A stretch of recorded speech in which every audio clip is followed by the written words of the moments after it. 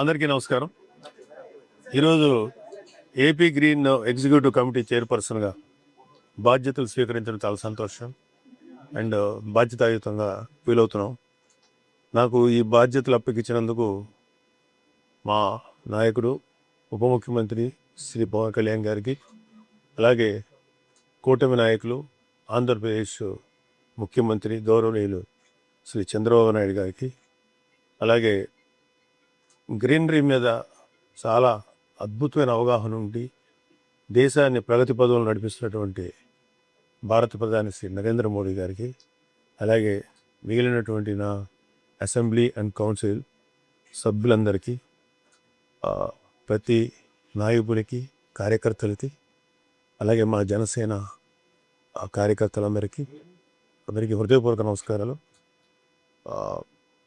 మాకు పవన్ కళ్యాణ్ గారికి మాకు ఒక మొదటి నుంచి మాకున్న ఇంట్రెస్ట్ ఏంటంటే ఈ గ్రీనరీ మీద చాలా ఇంట్రెస్ట్ ఉంది మాకు బేసికల్గా.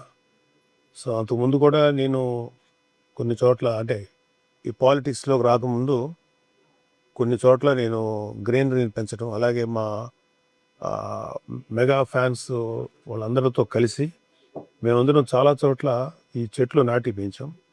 కాకపోతే అది ఇండిపెండెంట్గా చేయటం వల్ల, అదే వాలంటరీగా చేయటం వల్ల ఆ ప్రణాళికని చాలా పెద్ద స్థాయిలో చేయలేకపోయాం. మాకున్న కొద్దిపాటి దాంట్లో చేసాం.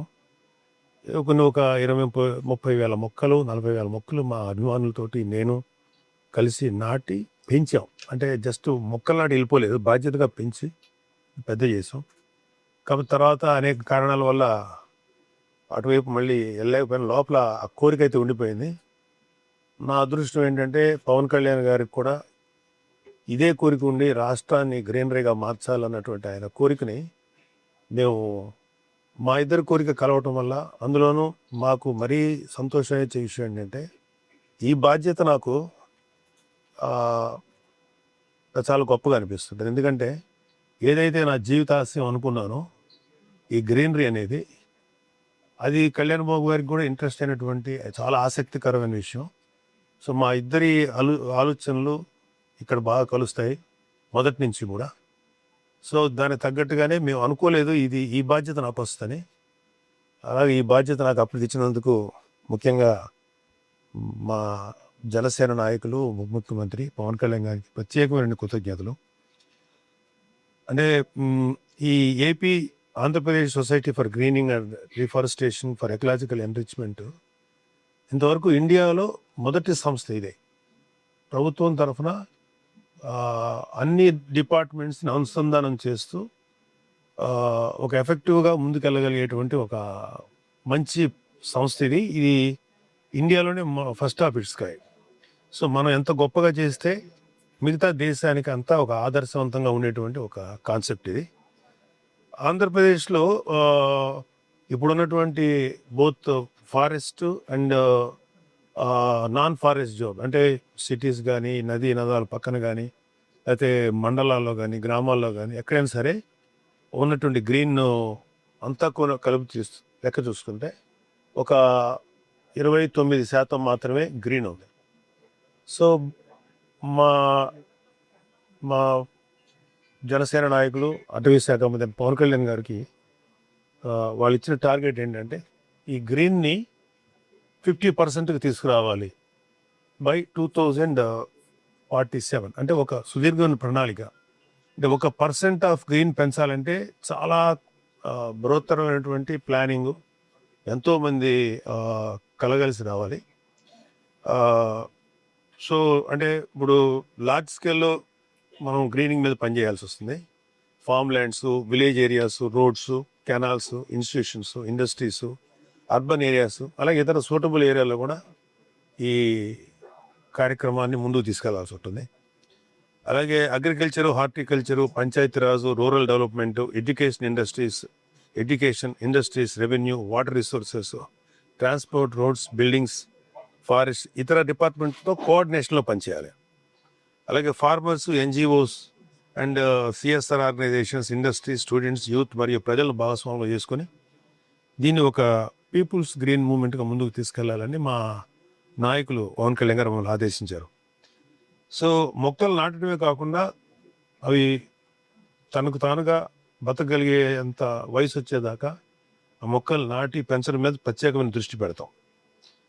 సో ఈ మొక్కలు ఎలా పెరుగుతున్నాయి ఏంటి అనే దాని మీద శాటిలైట్ ఇమేజరీస్, డ్రోన్స్, అలాగే జియో ట్యాగింగ్, జిఐఎస్ ఇలాంటి ఇతర టెక్నాలజీ ద్వారా మేము మొక్కలు ఎలా పెరుగుతున్నాయనే దృష్టి ఉంటుంది.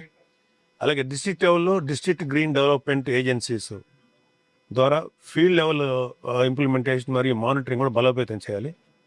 మొక్కలు నాటడమే కాదు, నాటిన ప్రతి మొక్కను బతికించి పెంచడమే మా లక్ష్యం. So as I said previously 50% of green in Andhra is our target. మాకు జనరల్గా ఏంటంటే ఒక మొక్క తాలూకు విలువ చాలామందికి తెలియదు. ఒక మొక్క పెరిగి పెద్ద అయిన తర్వాత అది దాని వాల్యూ మనం కలపలాగా చూస్తాం, లేకపోతే ఇంకా అయితే ఇంకేదన్నా కొంచెం వాల్యుబుల్ అదర్ కైండ్ ఆఫ్ వుడ్గా చూస్తాం. కానీ ఒక మొక్క జీవిత కాలంలో దాని విలువ ఎంత ఉంటుందంటే కోట్ల రూపాయలు ఉన్నది. ఒక మొక్క నాటి పెంచితే అది ఎలా కౌంట్ చేస్తామంటే అది ఇచ్చే ఆక్సిజన్, అది రిలీజ్ చేసే కార్బన్ డైఆక్సైడ్, అది భూమిని సారవంతం చేసేటువంటి మెథడు, అలాగే దాని మీద ఆధారపడేటువంటి ఇతర లివింగ్ ఆర్గానిజమ్స్, పక్షులు, జంతువులు, ఇలాగా ఒక్క మొక్క నాటితే దాని విలువ కోట్లలో ఉండదు. చాలామందికి మొక్క నాటి చాలా అవలేలుగా తీసి పక్కన పడేయటం అనేది చాలామందికి చాలా ఈజీగా చేసే పని. సో ఒక మొక్కని మనం కట్ చేసామంటే అది నోరు లేని జీవాలైనా మనుషులైనా ఎవరైనా సరే కొన్ని కుటుంబాలని మనం నిరాశ్రయులు చేసినట్టే. అంత విలువైంది మొక్క. అంటే ఎన్నిటికని మించి ఈ గ్రీన్ హౌస్ గ్యాసెస్ పెరిగిపోయి ఎన్విరాన్మెంటల్ డిస్ట్రక్షన్ జరుగుతుంటే సర్వనాశనం అయిపోతుంది. యాక్చువల్ అంటే మన ఇంకా భవిష్యత్తులో ఎలాంటి ఎన్విరాన్మెంట్ ఉండబోతుందో మనం ఊహించలేం. ఈ పరిస్థితిలో మొక్క పెంచడం అనేది one of the biggest support for environment and industry, మన ఈ వాతావరణానికి చాలా ఉపయోగపడేటువంటి ఇది. సో ముందు ఎంతో కొంత డ్యామేజీ ఈ జరుగుతాం తప్పదు ఈ డెవలప్మెంటల్ దీంట్లో.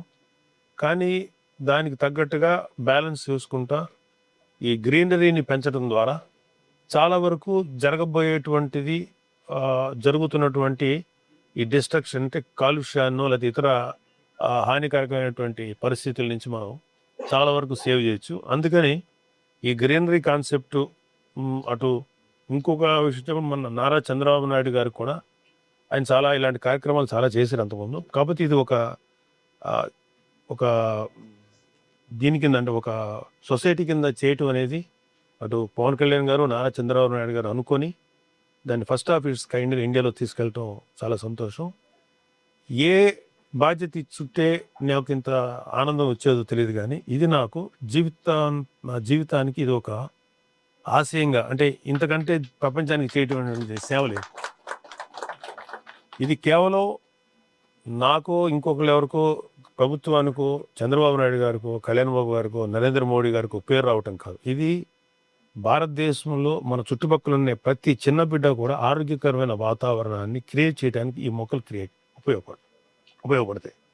సో ఇది ప్రతి ఒక్కరి కోసం మేము చేస్తున్న కార్యక్రమం. కాకపోతే ఇది విజువల్గా అది కొన్ని సంవత్సరాల పాటు మేము కృషి చేస్తే కానీ తెలియనటువంటి ఒక ఆలోచన ఇది. సో మేము దీనివల్ల మాకు వ్యక్తిగతంగా ఎంత పేరు వస్తుంది, ఎంత మైలేజ్ దొరుకుతుందని ఆలోచించడం కంటే కూడా భవిష్యత్ తరాలకి మేమేం చేయగలుగుతాం, భవిష్యత్ తరాల యొక్క లైఫ్ని మనం ఎంతవరకు అంటే నెక్స్ట్ తరాలంటే వాళ్ళే ఈ ప్రపంచాన్ని ముందు తీసుకెళ్ళగలిగేవాళ్ళు. సో వాళ్ళందరిది వాళ్ళ భవిష్యత్తు, వాళ్ళ యొక్క బాగోగుల కోసం, వాళ్ళ యొక్క ఆరోగ్యకరమైనటువంటి వాతావరణ పరిస్థితుల కోసం ఇది చేస్తాం. అంటే మాకందరికీ ఒక ఇన్స్పిరేషన్గా ఉండే ఒక సామెత ఉంది. అది ఒక ఆఫ్రికన్ సామెత. ఏంటంటే మనం ఈ భూమాతని అంటే భూమిని అంటే ఈ వాతావరణం లేకపోతే వాటెవర్ మనం ఉన్న దీన్ని భవిష్యత్ తరాల నుంచి అప్పు తీసుకున్నట్టు. సో మనం ఒక అప్పు తీసుకుంటే మనం ఎంత బాధ్యతగా తిరిగి తీర్చాలనుకుంటామో అలాగే ఈ భూమాత తాలూకు రిసోర్సెస్ని అన్ని మనం జాగ్రత్తగా వాడుకొని తిరిగి డిస్ట్రక్ట్ చేయకుండా నెక్స్ట్ తరాలకి మనం అప్పగించాలి. అది ఆఫ్రికన్ సామెత యొక్క అర్థం.